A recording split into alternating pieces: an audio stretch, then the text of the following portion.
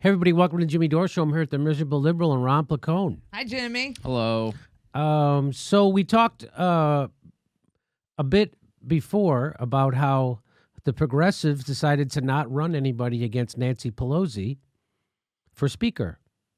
So now all the progressives ran on this Medicare for all, get money out of politics, and now because they're in the Democratic Party, they have to go along and support Nancy Pelosi, which is the problem. She's the problem. So I understand there's a pickle. You're in a party. You have to work with people. That seems like less than a half measure to have to support Nancy Pelosi, she's the problem. So so Alexandria Ocasio-Cortez, the rationale she gave on Twitter for supporting Nancy Pelosi was that Nancy Pelosi was the furthest left candidate running for Speaker. So she's going to support the furthest left candidate running for Speaker. Man, what does that tell you? That tells me that the Democratic caucus in Congress is very, very conservative. If Nancy Pelosi's the furthest left person running, and number two, the progressives should have extracted something from her, Nancy Pelosi, for their endorsement and they didn't. Though they got committee appointments, and a lot of people say that's a big deal. Try to run on that. Next time you run, say, "Hey, I'm a revolutionary. I'm not taking any corporate money, and we're going to turn this apple cart, and we're going to take over our government again for the people. And if you vote me, I will support Nancy Pelosi to be our leader because she's going to give me a committee assignment, and that's a big win." But Jimmy, don't you remember when Bernie Sanders made that big announcement? He was like, "The Democrats made me the director of outreach," and the stadium of people went nuts. They went crazy. They're like, "That's exactly what we've been stood up. That's what we've been waiting for. We've been waiting for that." And I'm not saying that having a committee appointment isn't important. What I'm saying is the way it looks, and that's all that matters, is the optics, the political. The only thing that matters is it looks horrible. It looks like we voted for progressives, and now they go back to D.C. and they support the thing we voted against. That's how it looks, because that's what's happening. So was Bernie on a committee when he went and spoke with Amazon and when he spoke to Disney to get those employees a better wage? Did he have to be on a committee to make that happen? So this is more of that Bernie had to support Hillary Clinton after the primary, which depresses the progressives and deflates them and suppresses the vote. That's what happens. So I understand that. My thing was, well, here's what's happening. 9 Democrats vowed to oppose Pelosi for Speaker unless the House rule changes are adopted. Those are 9 Democrats coming from her right. So 9 of the 24 House Democrats who are members of the Problem Solvers Caucus, a bipartisan group, which means it's right wing, signed a letter which asked for changes that would, in essence, empower rank-and-file members to push bills in the House, a power now reserved only for the leadership. So they want to be able to put bills up without Nancy Pelosi's approval and get a vote on them, and that would be a new rule change. And in order for them to support her, this is what they're saying that they must have. So according to these are the representatives who did it, right? They're all to the right of Nancy Pelosi. There's Dan Lipinski. His dad was a congressman. Now he is, because he earned it, and he's a right winger. The only corporate Democrat that Bernie supported their opponent was Dan Lipinski. He's the only corporate Democrat that Bernie supported. So that's how bad that guy is. So these people are not your friends if you're a progressive, and they're coming at Nancy Pelosi from the right. So they're coming at Nancy Pelosi from the right. And so we'll see what happens. We don't know what's going to happen. Is Nancy Pelosi going to cave to them for their vote? Does she need their vote? We don't know. We'll see what happens. But let's remember, Ocasio-Cortez said that all the challenges to leader Pelosi are coming from her right in an apparent effort to make the party even more conservative and a bent toward corporate interests. Hard pass. Hard pass. So as long as Leader Pelosi remains the most progressive candidate for Speaker, she can count on my support.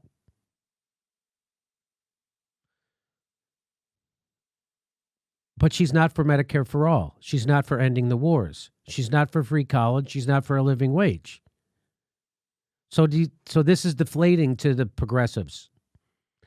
And it seems like she's contradicting herself, Alexandria, because she says about those 9 Democrats, she says 9 Democrats are choosing to hold the entire 220-plus caucus hostage if we don't accept their GOP-friendly rules that will hamstring healthcare efforts from the get-go. Nancy Pelosi is pushing rules that are going to hamstring healthcare from the get-go. Nancy Pelosi's pushing pay-go, and she's pushing a 3/5 majority needed to raise taxes on the lower 80% income earners. Nancy Pelosi's doing that. So this is that crap that we're all pretending only Republicans and right-wingers do shit that the person you're actually supporting is doing. This is the problem. She says, Alexandria Ocasio-Cortez goes on to say, people send us here to get things done, not negotiate with administrations that jails children and guts people's health care. That's exactly what Nancy Pelosi vowed to do. Nancy Pelosi, in her speech after the election, said she's doing 2 things, unity and bipartisanship. That's all she said she would do. So this isn't accurate. And this seems a bit hypocritical. You're upset. You're upset that that these people want to hamstring healthcare efforts from the get-go. Nancy Pelosi's doing that.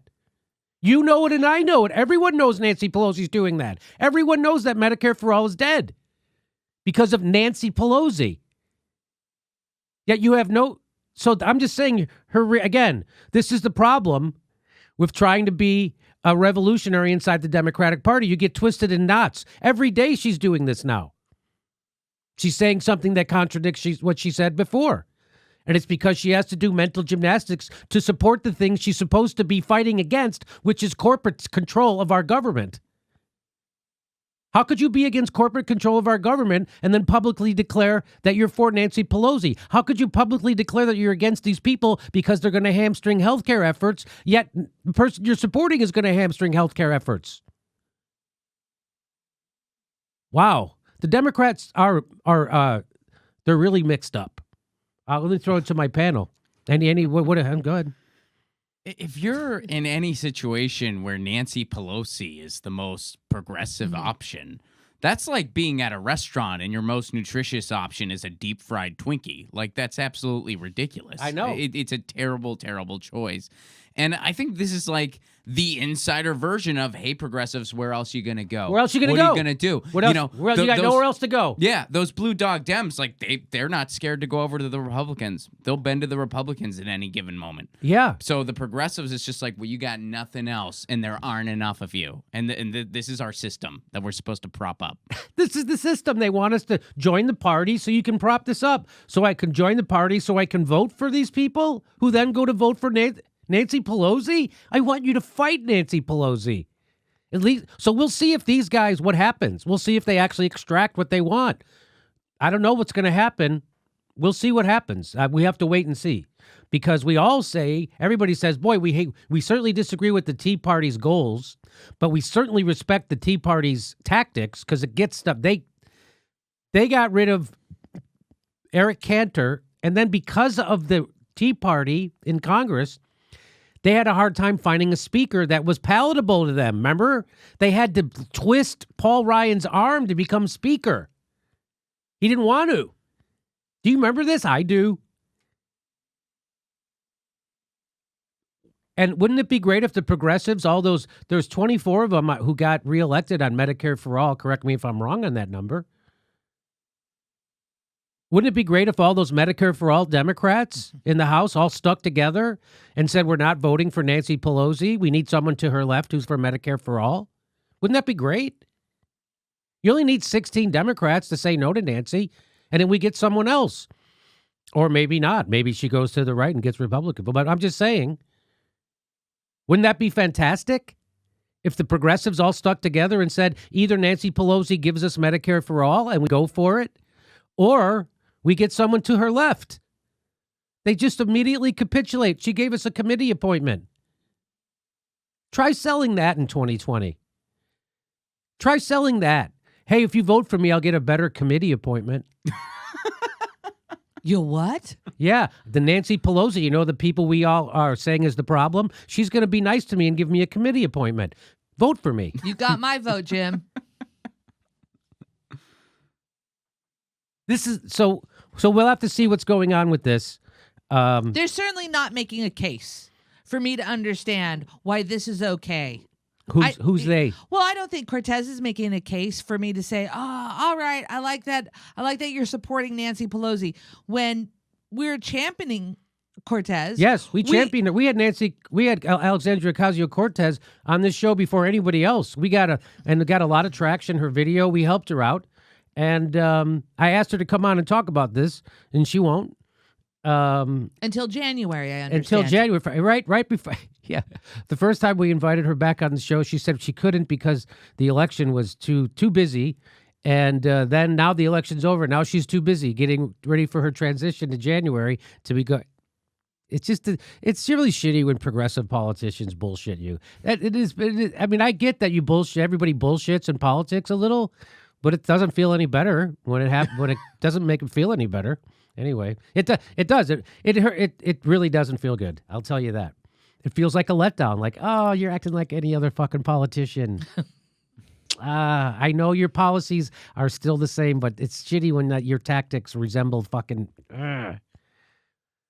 Anyway, so there we go. Good luck, Democrats. We'll see what happens. We're going to keep an eye on this, and we'll see if those right-wing Democrats, what they get from Nancy Pelosi for their vote. Now, 9 of them is not enough. You need 16 Democrats to say they're not voting for Nancy Pelosi. So maybe Nancy Pelosi doesn't have to deal with them. We'll see. We'll see. Our next live Jimmy Dore show is February 1st in Burbank, California. Go to jimmydorecomedy.com for a list of all our live shows, and please become a premium member if you can. Become a patron. It's the way we support this show because they're coming at us, and we give you bonus. We give you hours of bonus material every week. Check it out. Become a patron. And if you can, make sure you're still subscribed. They unsubscribe people every day. I know it sounds crazy. It only takes a second. Please make sure and click that bell when you subscribe so they'll send you a notice when we drop a video. Thanks for your support.